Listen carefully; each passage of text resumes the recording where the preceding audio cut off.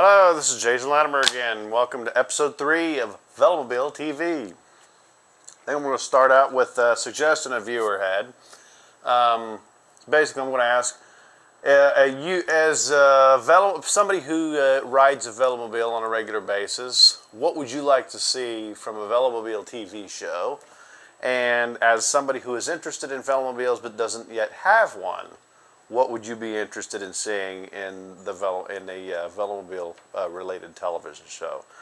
So if you want, you can either leave comments in the comments section down here, or you can email me at jason@velomobilenews.com and just let me know what you'd like to see from the show. Second thing here. I guess it's not really big news. Velomobile riders already know what they call themselves. So people who ride Velomobiles are known as Veloknots.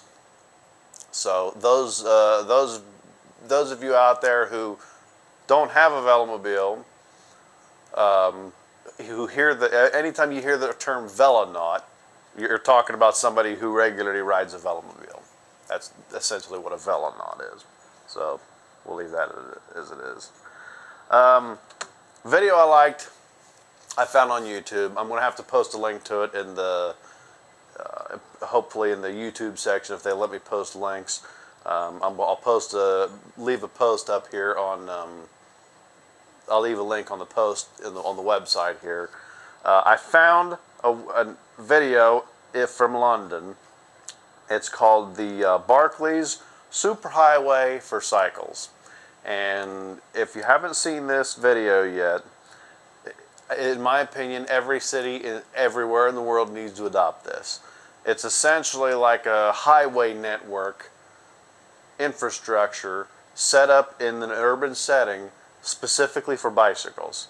It has basically an arterial setup just like you would with your highways, and all the bicycle paths, if they do run alongside the roads, they're all green paths, which I think is an awesome idea. That gives the bicycles know where they belong, the cars know where the bicycles are going to be, and it gives everybody an idea of who's supposed to be where, and it gives the automobiles a way to actually anticipate the fact that there's a bicycle around.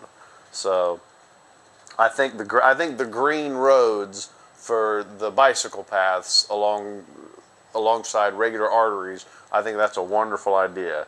And like I said, you have to check out the Barclays. Just do a YouTube search for Barclays Superhighway for Cycles, and that's something you have got to check out. That's just awesome.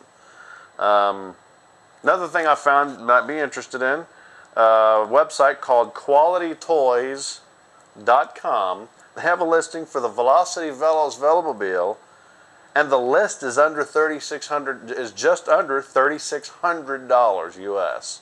So for a Velomobile, that is about as low as price as you're going to find anywhere. I think it uses a Path 8 recumbent bike underneath. I think that's what it's using. Yeah, I'm not sure about that. But if you're looking for a cheap Velomobile, cheap way to get into it, that is probably the best deal you're going to get. $3,600, actually just under $3,600.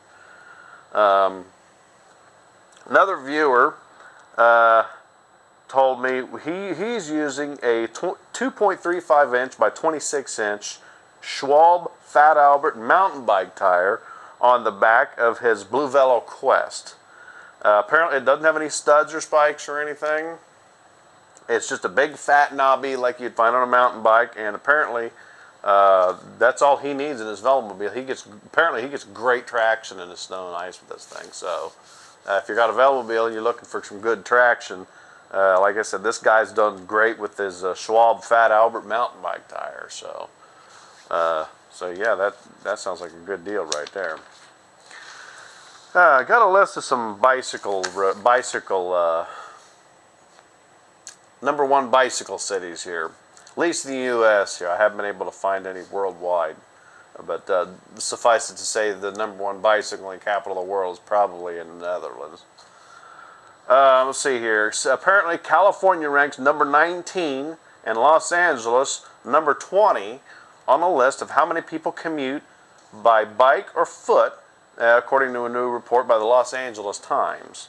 Boston is listed as number 1. Here's what I find interesting.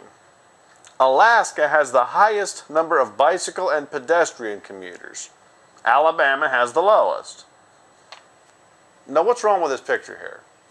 Now, we're always told that people don't want to ride bicycles because of inclement weather and whatnot.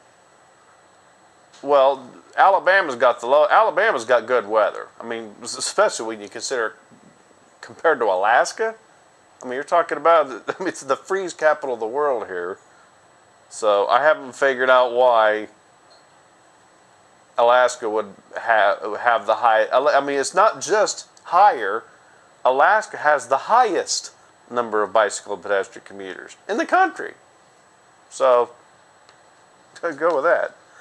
Boston has the highest level of commutes to and from work. Fort Worth, Texas has the lowest. Vermont and Boston had the fewest fatalities, again, a northern state. Florida and Fort Worth had the most. So, it gives you a good idea where not to live.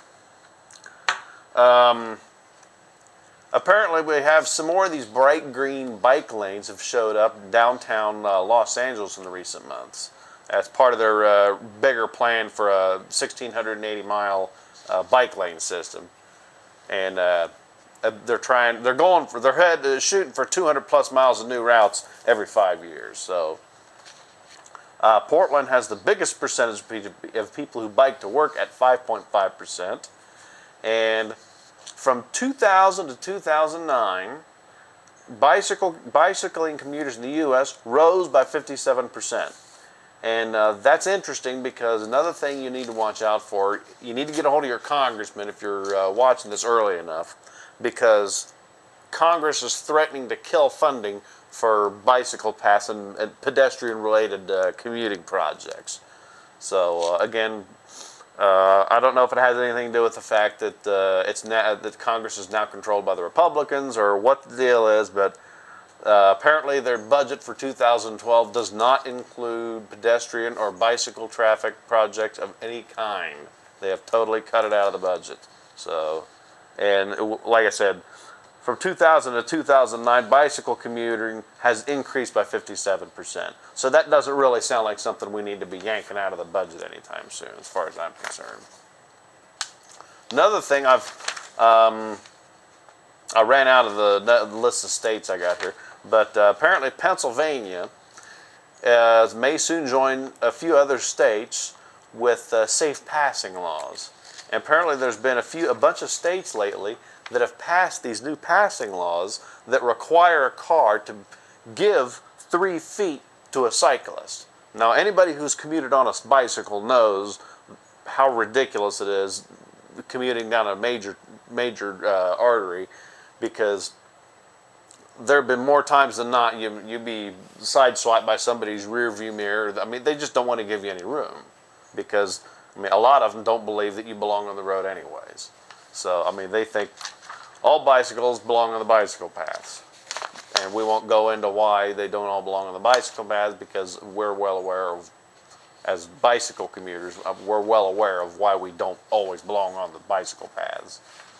Especially in a Velomobile when you're cruising along at traffic speed anyways.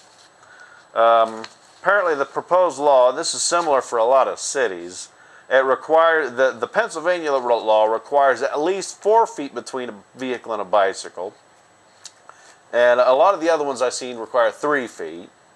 It allows it to cross a double yellow line if it's necessary to allow the 4 feet for a bicycle. It would make it illegal to make a right turn that impedes the path of the bicycle.